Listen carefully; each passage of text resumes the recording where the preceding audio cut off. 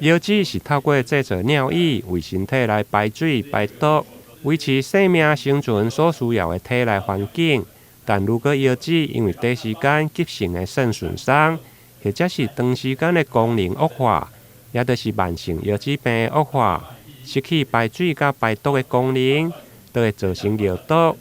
危险生命时，甚至需要紧急来洗肾。因此，如何早期发现，并且控制原有的慢性疾病，才会延缓恶化，保护家己的腰子。面对肾脏病的危机我们做法大概有3个。第一个就是要早期发现，然后第二个是延缓它的恶化。那如果真的进到尿毒的状况的话，可能会需要透析的治疗。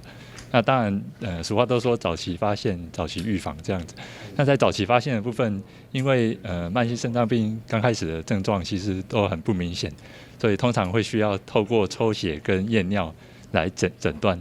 那针对一些高危险群，像是患有3高的患者，像是高血压、糖尿病、高血脂，还有本身有抽烟，或者是经常服用成药或来路不明的药物，或是比较高龄的长者，或是家族里面有慢性病史的这些高危险群，会建议到医疗院所去追踪抽血跟验尿的部分。那如果说有发现肾脏的问题、肾脏病的问题，那会需要预防的话，通常还是透过控制原本的慢性疾病，像是如果有高血压，就把血压控制稳定；如果有糖尿病的部分，就让